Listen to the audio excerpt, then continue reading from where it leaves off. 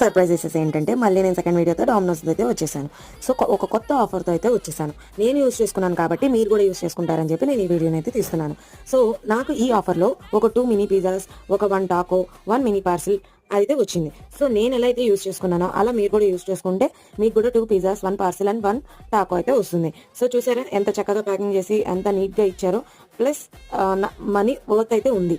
So చూడండి, Taco అయితే just కొంచెం మిస్ఫైర్ అయింది కాబట్టి నేను అదేమంటలే, కానీ టేస్ట్ మటుకి చాలా బాగుంది. అదేంటంటే మేము షేక్ చేసేసరికి అది టాకో బయటకు వచ్చేసింది.